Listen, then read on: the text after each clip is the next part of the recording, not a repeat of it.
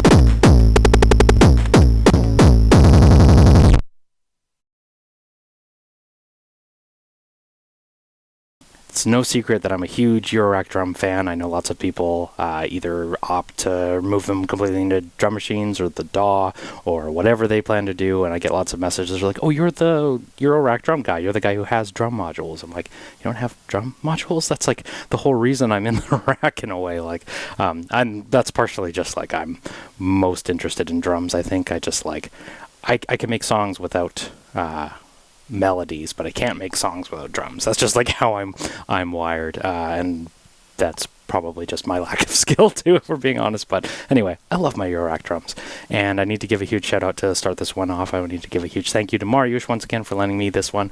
I couldn't do it without you, buddy. Thank you for lending me half your rack. Half these videos are your gear, so I'm super stoked, and thank you for lending me the Blast. I need to use my hands now, you. Yeah, you can reach.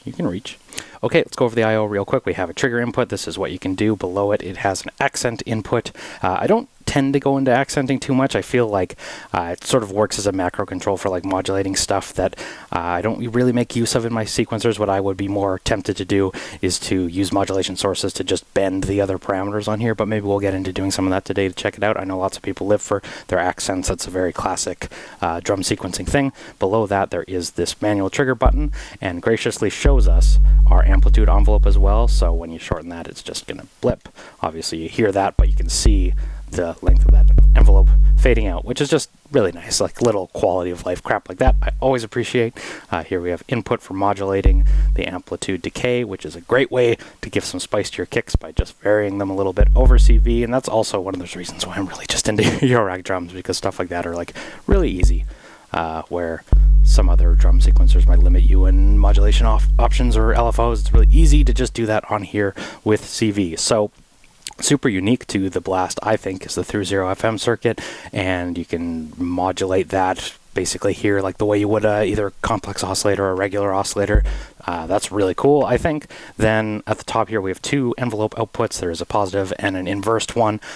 Basically 9 times out of 10 when I think about envelope outputs on kick drum modules, it's because you want to sidechain your master compressor or other voices or what have you. Great for either sending positive or negative voltage on that. Now there is amplitude modulation on here as well, which is interesting because it's separate from the decay. I'm curious how that's going to work here, but we'll check that out in a bit. There is the pitch bend decay modulatable as well here, and I don't know if that will modulate both if you use the amplitude modulation, but we'll check that out in a bit. Then there's volt per octave on here. Kick drum bass lines tracking volt per octave always sound great.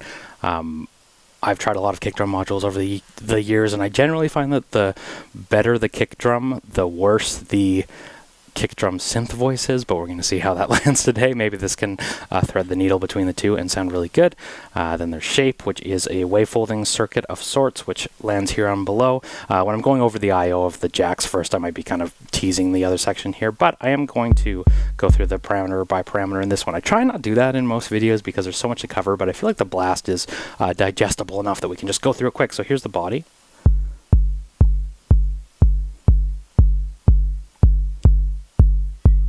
And I don't hear too much going on just yet. Maybe it needs to be mixed in with other stuff. Let's go see what's happening elsewhere. If we change our amplitude decay,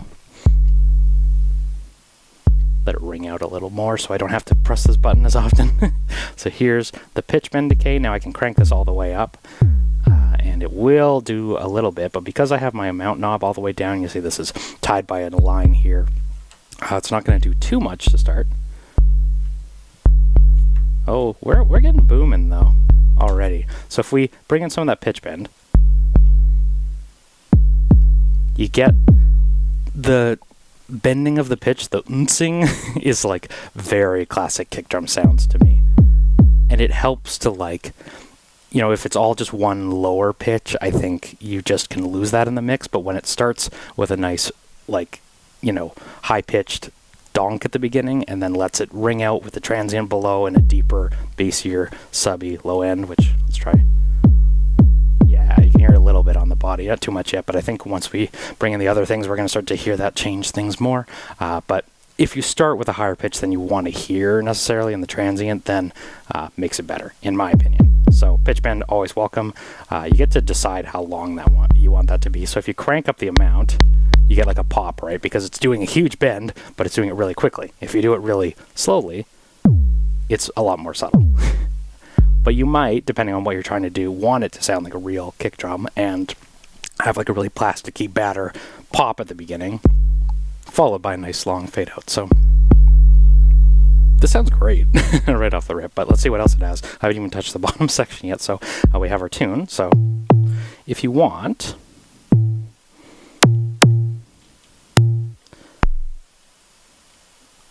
starting way too low and using lots of pitch decay is sort of one of those fun kick design things. If you want it to get a little crazier, which I am apt to do, I guess, bring the tune down out of the territory that's probably reasonable and then bring in a lot more pitch bend to just add some zappiness, you know? And on that note, maybe it's time we just gave my button pressing fingers a little bit of a rest and throw in 4 on the floor, so we're just going to do that. Yeah.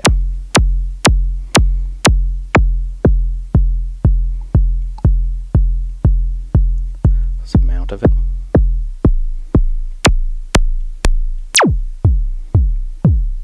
And this can really sound like an actual kick, right? But where it really shines, in my experience so far, is, maybe let's just get that a little shorter.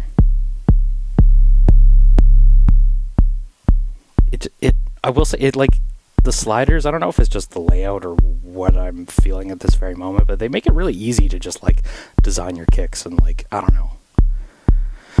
Here's the shape control, so it has its own wavefolding circuit on here. I thought this was originally cross-fading between sine wave and square wave, but it's actually a wavefolder circuit, so it'll get into, like, nasty territory in here. Not too nasty, but it will once you start to mangle it elsewhere. So if we bring in the compressor as well, I think this is a bit of a weird one, because it kind of just like we spent all that time a moment ago drilling down our envelopes, and you sort of lose them when you compress it right because it's going to bring up your decays, right? So I just thought that was an interesting add. Like, I guess the Ultra Kick also has one on board, but when you get crazier with it, it does help to tame it. And then the through 0 FM circuit, I believe this is self-modulating itself with the pitch that is defined by the tune knob, so let's bring that in. And it just sounds good. It just, like, when you think FM kicks, you start to hear that, but you don't think analog kicks, right? And it has that, like, plasticiness that I really like. Just going. But that being said, let's tune it down a little bit. We'll wave shape it a little bit. So now the body circuit will add a little more low end, I think. Maybe when we aren't mangling it as much, it doesn't, need to preserve the transient as much, or the original oscillator, but now we're donking. And it will donk. The range of this is like really, really impressive. I just like the way they present it in a way that's like easy to understand.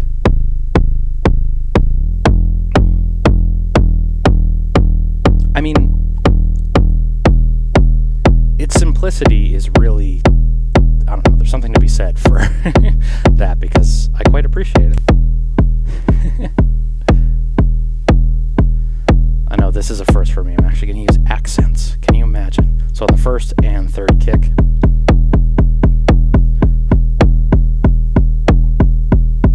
we're bringing in some accent. So here, that pitch shifting up.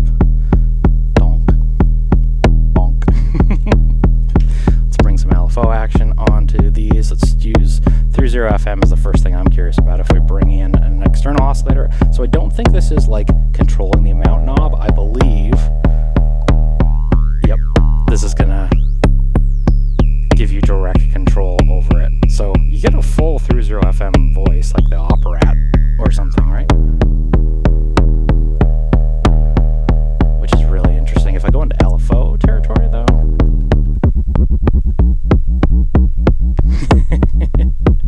it starts to get real wonky in a nice way. If you want to make some Eurorack dubstep, you think I'm joking, but I would love to hear that. Let's modulate the shape. This is a sine wave at LFO, right?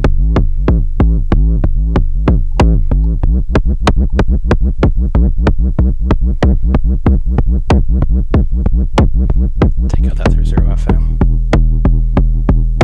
Let's try that amplitude modulation now. You know what, I'm going to take the accent out as well so we can just sort of tell what's going on. So you could bring your, if you don't like the amplitude decay envelope on here, you could bring your own. But I like the amplitude decay on board. Let's bring the shape modulation again.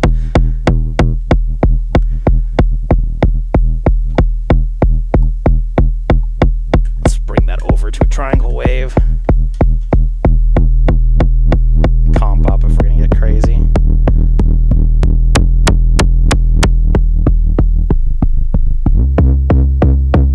Yeah.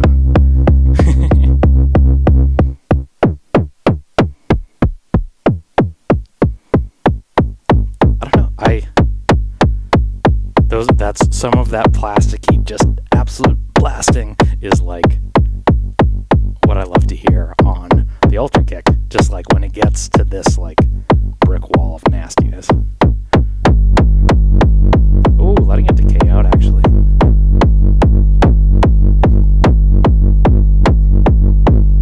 Yeah. Take some LFOs over our pitch decay. What if we do audio rate?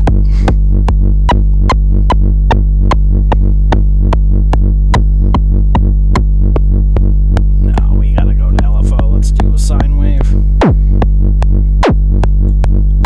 This is why Eurorack drums for me. This is just super fun. Let's bring this.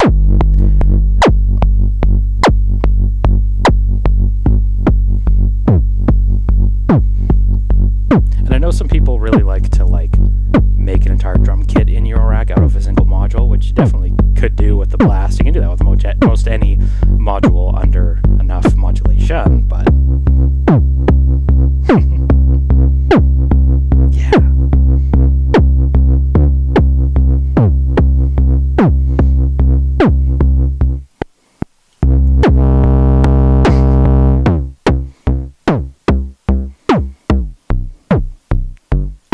Yeah. Reverb on. It's going to be in my voice too, isn't it? Yep.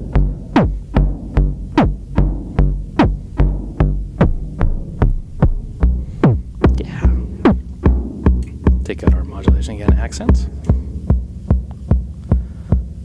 Reverb off.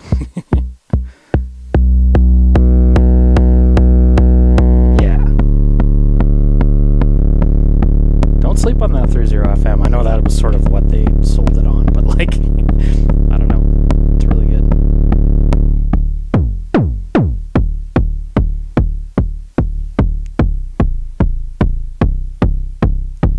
So I think the last thing to try would be to bring in some volt per octave tracking. So let's go ahead and do that, and then we're going to do some jams to play us out.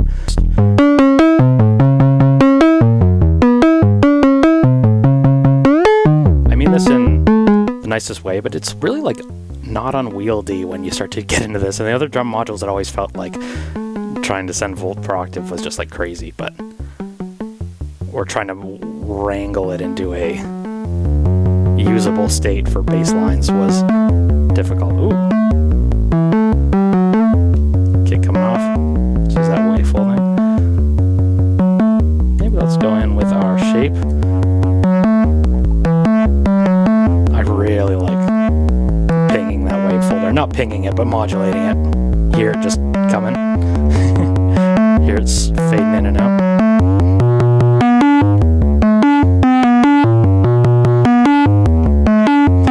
Let's quantize this. Sorry if it sounds super weird.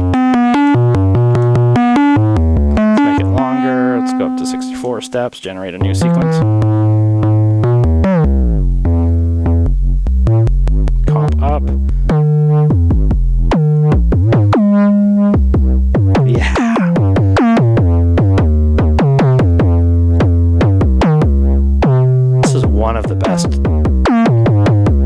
Kick voices I've used as a drum,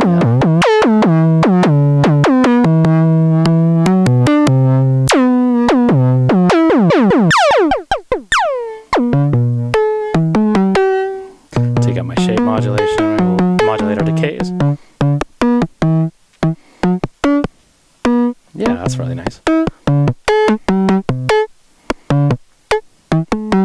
Yeah, I mean, I'm sort of wondering if it's a better sounding drum module, or if it's just better laid out and it inspires more, like the immediacy of all the sliders, just like, I don't know, that shape control with a single parameter for wave folding. I don't know, maybe that just like inspires better results.